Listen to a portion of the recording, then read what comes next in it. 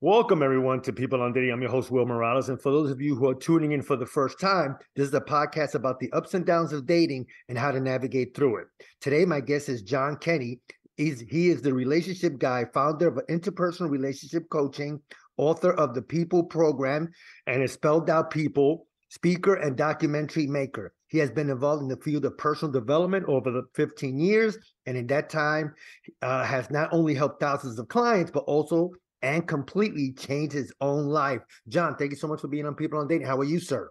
I'm very, very well. Thank you, Will. Thanks for having me. No, my pleasure. So, John, tell us, what was your journey like to become the relationship guy? How did you get here? What was John's steps to get here? So I've done plenty of things in my lifetime, always in the service industry, I would say. Right. I worked in retail.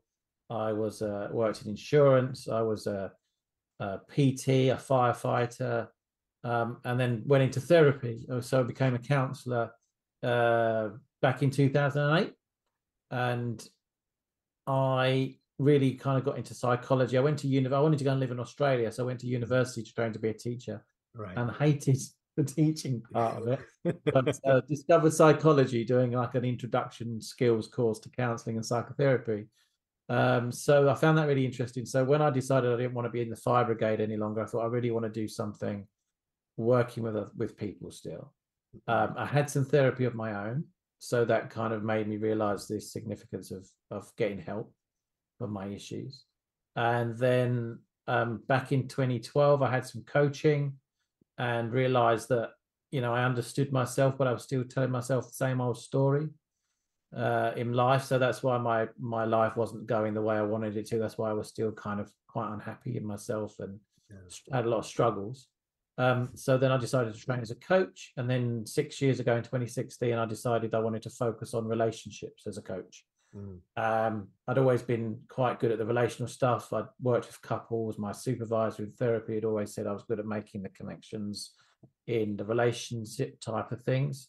And also changing my relationships in my own life had such a significant impact on my own sort of level of happiness that I thought it's such a huge topic to cover with people. And if you can have healthy relationships, you can have a much healthier and fulfilling life. So that's when I decided to get into coaching and focus on the relationships. So the last 6 years, I've been trying to help people that are either stuck in unhealthy relationship spaces and want to know how to improve those spaces, or whether they need to walk away from those relationships entirely. And I also work with people that maybe were in the sort of similar situation to me, is always attracting relationships into their lives which are really unhealthy, quite destructive, sometimes toxic, and want to be able to change that pattern. Well, listen, I think you hit it on the head with relationships and how they become toxic over time and all that. And today's a good topic about intimate relationships. So, John, in your field and the last 6 years that you've been doing this, has there been a change in the way men and women interact with each other, or just in general, people when it comes to relationships? Has that dynamic changed over the last 5-6 years? Because it seems like whenever I'm reading something or I'm looking at a video or anything like that, my God, it seems that a lot of women have changed the standards of what they're looking for in a man. It's like the bar has raised so much that it's eliminating maybe 75 to 80% of men now. In your studies and the field, have you noticed that too, or what am I missing here? I think in general, I think there's been a level that like equally in the playing field type of thing. And one of the reasons I was do what I do is because I want to make everybody. So if I go into a relationship with healthier expectations and I know what I want coming from that, then I'm not going to settle for anything less than what I really want, as long as I'm in a good space within myself to accept those things. So I think there's a lot more, okay, I deserve a lot more, I want a lot more. That I think it's gone a certain way with some sort of aspects of the population where they have an expectancy of they can have exactly what they want. Right. So therefore they've got too high expectations, or they want too much of an easy ride of something in a relationship. So they are expecting everything to come to them rather than them putting the effort in to make this type of thing happen. So I think there's been a shift in that. And I think that's a generational thing, not just a relationship thing, where people have a tendency now to think that, they've been taught, I think there's a generation that, if you just think it, it'll happen type thing. But actually it's still always the same. You need to put, if you want to get the results, you need to put the work in. And it's the same with relationships. You need to work on yourself and you need to work on that relationship. You can't just expect the right type of thing to be treated in a way that you expect to be treated.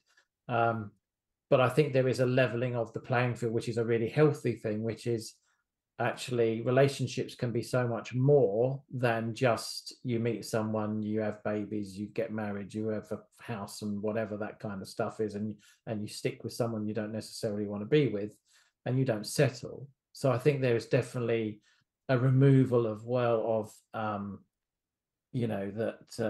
there's a bit more of a higher self-esteem and self-worth in people, that they won't take anything less than what they really want. And I think that's a good thing. And that's one of the things I work with on my clients, is saying this is, you need at least 80% of what you want in a relationship for it to be something that's going to make you happy.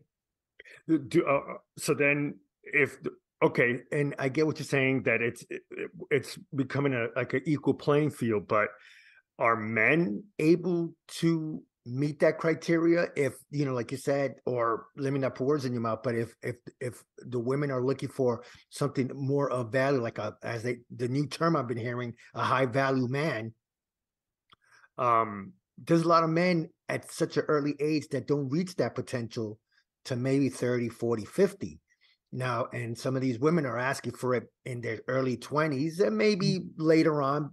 Obviously, you know more than I do about that. Again, how can the playing field be equal? Like I said, you have to put the work in, but now a man has to put more work in, especially at a younger age, to meet these criteria. Is that sustainable? Is that even an option now? No, and if you mean by a higher value man, you mean it's more what have they achieved and what have they got in their lives, and they're definitely not. And again, that's where it's gone wrong with this generation. Is there's an expectancy that they're going to be looked after, or they can have whatever they want, and then the guy needs to step up to the plate to provide that for them, rather than actually providing it for themselves. But yeah, you're right. It's very unlikely that someone's going to reach a certain level of success and achievement in their life at an early age, and it will take time. But I think that's the here, right now kind of culture that's been growing over the last 20 years or so. Especially in America. Yeah, and I think over here it's definitely catching on over here as well. I don't think it's as bad in the UK.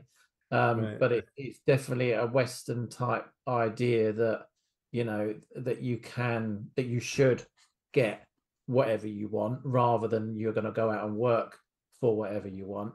And it's the same with relationships. You can't just expect someone to meet your needs all of the time. You have to put some effort into that relationship to make sure you're meeting their needs and their wants at the same time. But I think that's where it's gone wrong.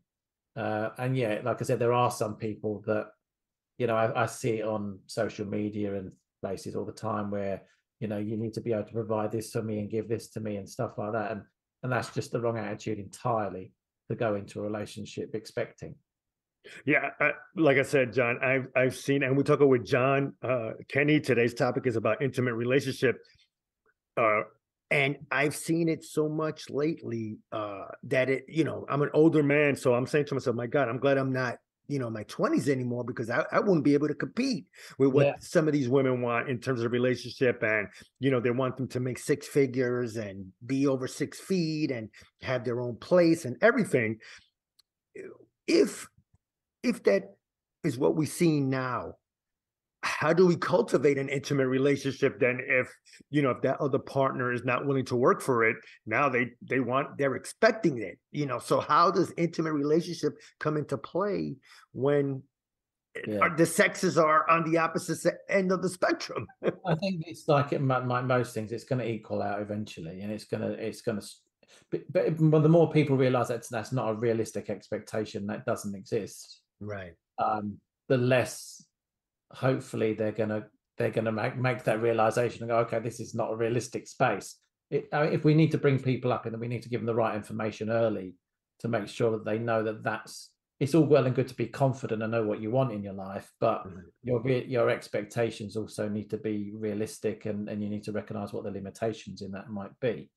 It's not like there's so much out there about, if you think this, you can create this, but that's true to a certain degree, but you need to make sure that it's a realistic expectation, and you're putting the work in to make sure that that's going to happen, rather than someone bigging you up your whole life and then you just expect everything to fall into your lap the way you want it to, and life just doesn't work like that. But I think this is a generational thing, and hopefully the more people realize that this is an unrealistic thing to keep going with, that these sort of things will start to lessen, and the realism will sink in sooner or later.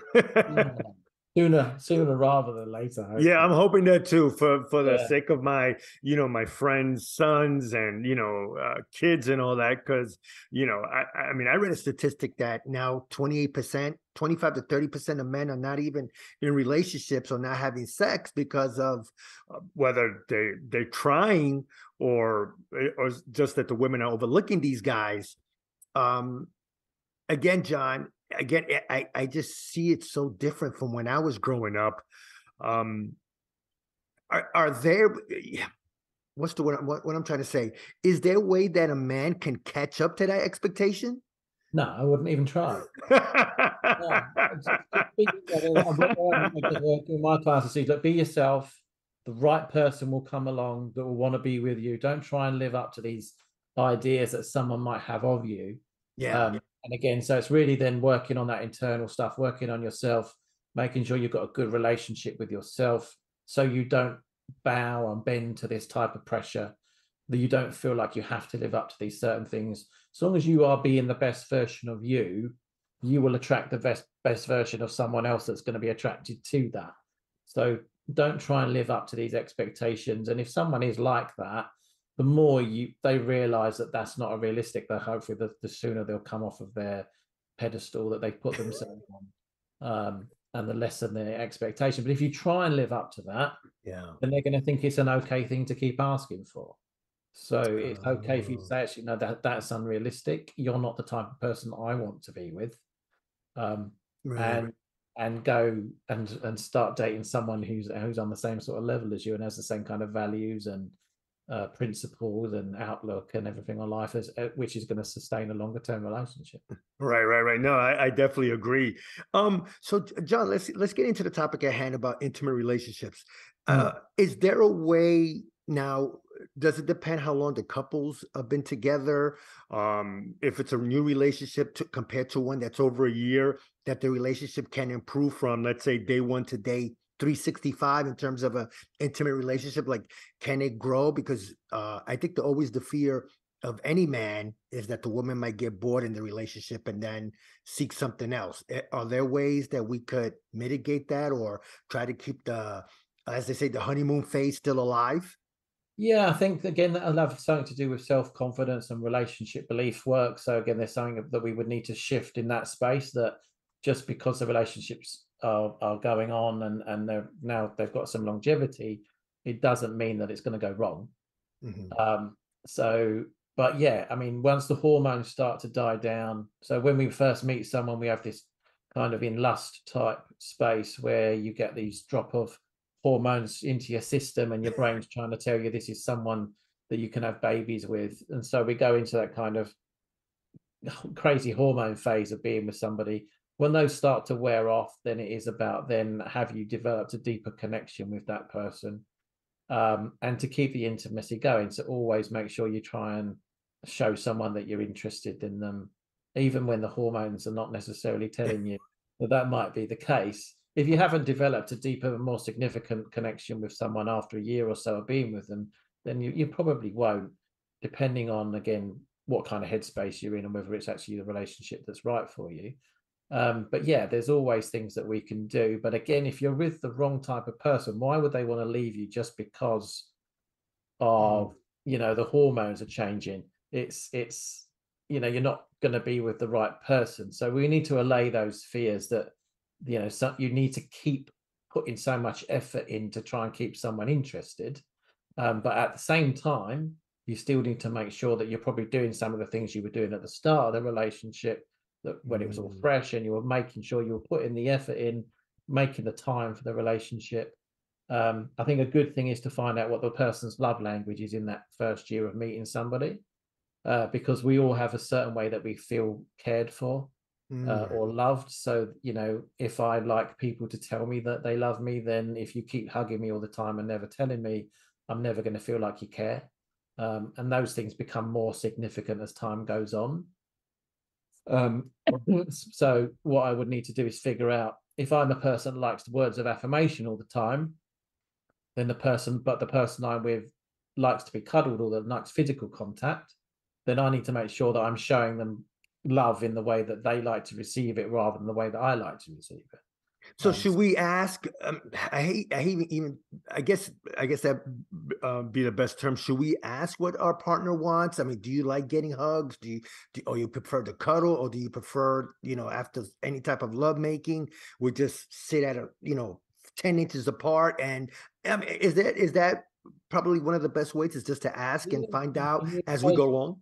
Yeah, for sure. And again, if you've been with someone after a time, then there shouldn't be an issue with you having those conversations. But generally, you'll be able to pick it up as well. You'll see from someone's reaction, if I make time for you to do something and it doesn't seem to mean anything to you, then probably time is not one of the things that you appreciate.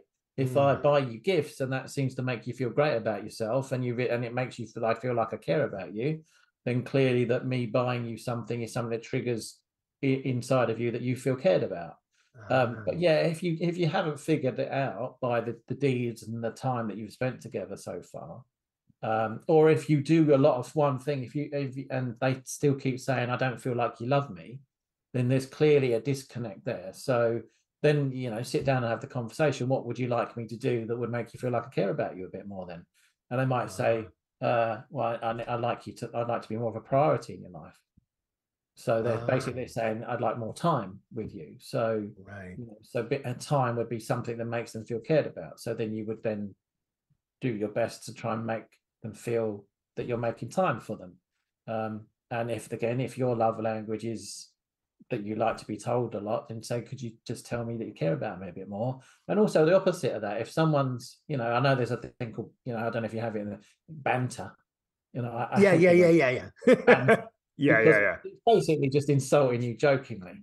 But again, words mean so much. And if you're a person that likes words of affirmation, but someone keeps joking around with you all the time and is not really serious and doesn't say nice things about you, that's probably a defense mechanism in the first place. But it's also those words are going to mean something to you more than they might mean to somebody else.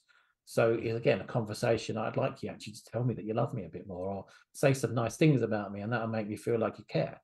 And it's funny because I've known a couple of couples, a few couples, I should say, and I was one of them where I was with a woman that was cold as ice. I mean, just no emotion at all. That after a while, and I don't even know if I ever mentioned that I liked, that I'm an affectionate man. I think that was never said by me. So I think maybe she assumed I was the same way as her. So I definitely take accountability of that, because I never really showed how I was with her, how I wanted to be, but I just pretty much copied her way, because she was just again so distant. Yeah, it didn't even work out. Just to keep it short. So we should at least, like I said, keep the effort going. How do we see each other? Again, is she affectionate or I'm not, vice versa. And then getting to know the love languages, which is key. So going forward, John, we meet someone, we're together, like you said, the honeymoon phase. Obviously, the man or the woman, or let's say the man, has to keep the effort going by trying to become the same, or at least staying the same way that he was earlier. Because like you said, we're in lust with each other at the beginning. now we have to expand on that. Now, do we change the way maybe instead of doing the same things over and over again, maybe do we change, do we role play, or do we just take trips together, or we do something that it's totally opposite from each other, if my question made any sense at all. I don't think you necessarily need to do that. I think it's, I think it's like everything else. If you do the same thing over and over again, it's going to get a bit boring and you Boring. might get a bit complacent with it. Yeah. Uh, but that's not always going to be the case. But yeah, I mean, there's no problem if you both have an interest or something else excites you, or you want to bring something else into the relationship. Then as long as you're both up for it and it's something you want to do together, Right. then there's no problem having those kind of conversations. But hopefully after a year or so, you're not that bored that you need to you need to consider mixing it up already. I would say there's probably a core underlying issue there. If you're already a bit fed up after being with someone for a year, there's something That'll wrong. be a bad sign. Yeah. Yeah, Okay. yeah. If you feel like you already need to change things up, then it's either gone drastically wrong somewhere, or you just really haven't connected with each other over that time.